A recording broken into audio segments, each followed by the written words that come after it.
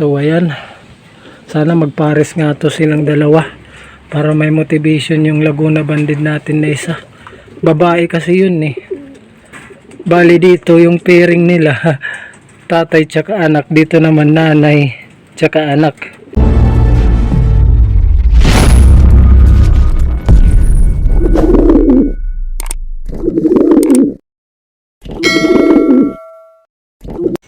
Yo!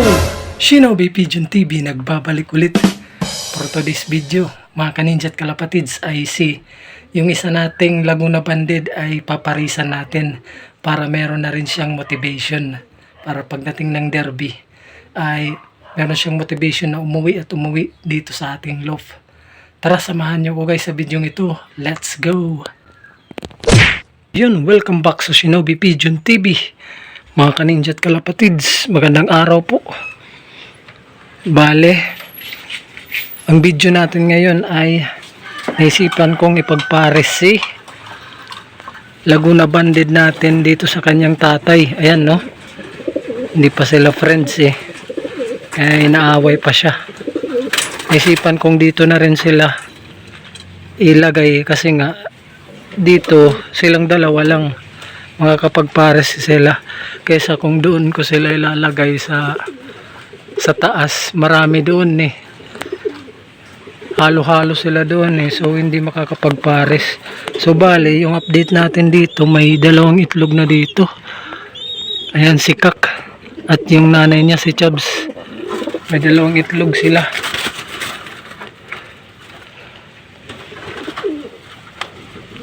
Motivation natin yan kay Kak, pero malayo pa yung derby eh, maraming training pa.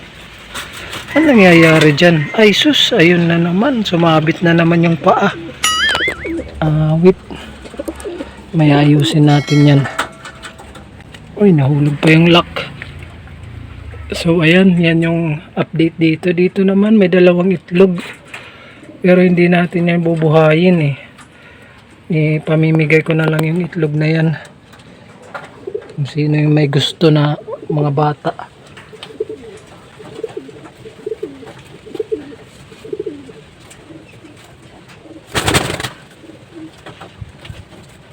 Panay yung sabit ng mga paa nito kasi yung lilikot.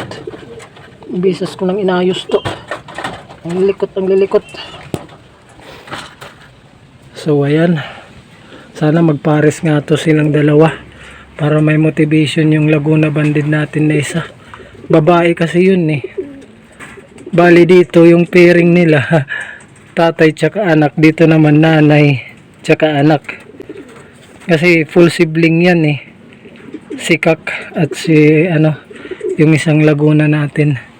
Pero yung nestmate nito ni Kak ay si Lady Pasaway na nandoon sa taas. So ayan, punta naman tayo doon sa taas. Dito naman tayo sa taas. Mahangin yung panahon dito, pero buti umaraw na. Kanina kasi umulan-ulan kaninang umaga, pero ngayon tanghali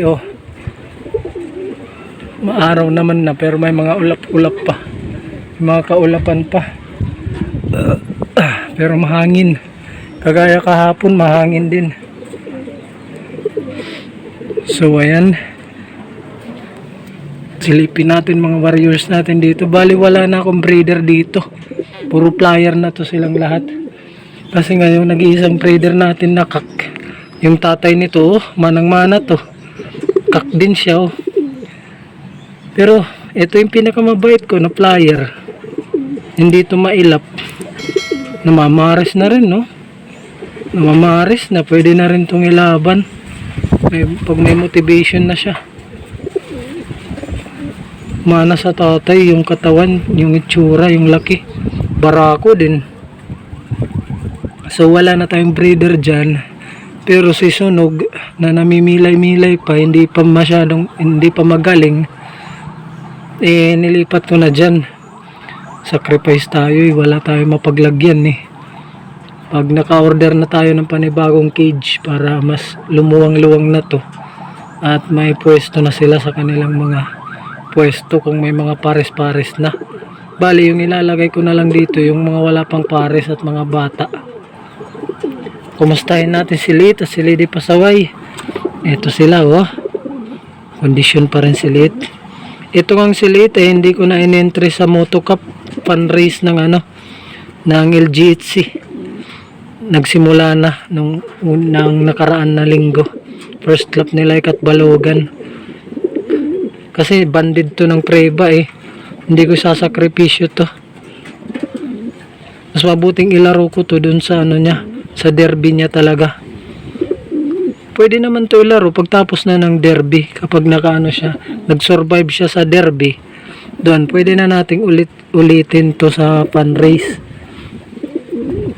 Kasi nakakapanghinayang naman kung mawawalan agad tayo ng ng pang derby.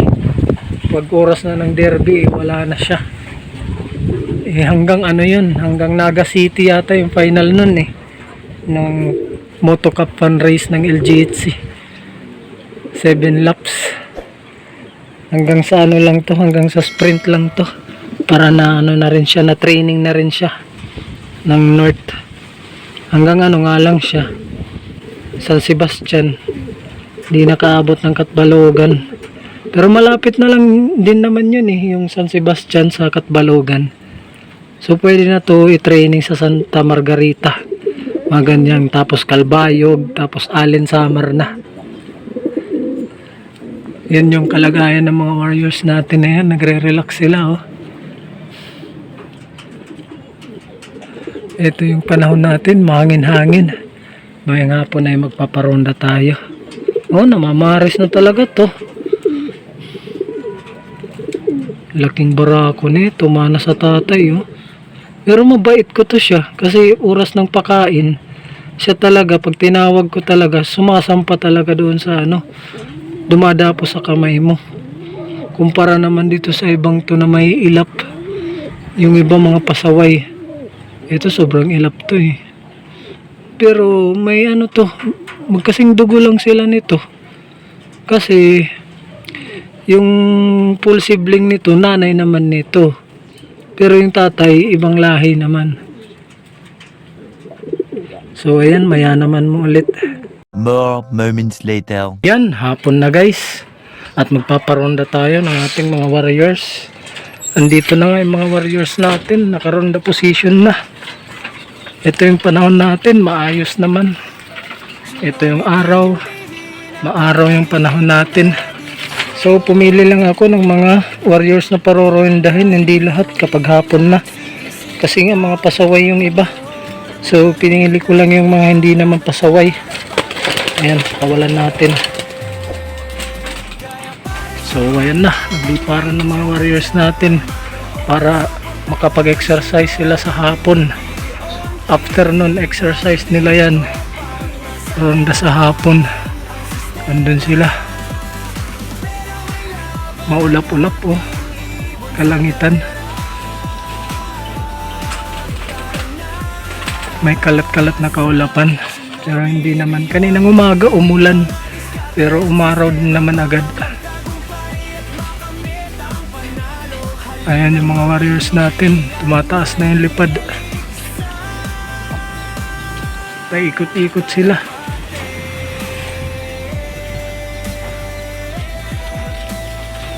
Saan na nagpunta? Andun na Iba na yung ruta nila. Baka nagparonda rin si Raiko. At magsama-sama yung mga ibon namin. So ayan, habang rumoronda sila. Dito yung mga iba nating warriors ng mga pasaway. So hindi ko sila sinasama. Si Sunog hindi pa pwede. Ito nakapwede ring. Tumutubo pa lang yung yung pakpak. So yan na muna yung ating update para sa araw na ito. At yun, dito ko natatapusin ang aking video para sa araw na ito guys. At huwag niyong kalimutan po, Black Oak Probiotics yan. Proven and tested para sa ating mga warriors. At dito sa Shinobi Pigeon TV, ang unang pinapalipad ay ang pangarap bago ang pakpak. Pa-subscribe po mga Kaninja Kalapatid. Sa hindi pa po nakasubscribe, pindutin ang notification bell para updated kayo sa mga bago kong i-upload na mga videos. Salamat sa panonood. Happy flying. Shinobi Pigeon Wow. TV.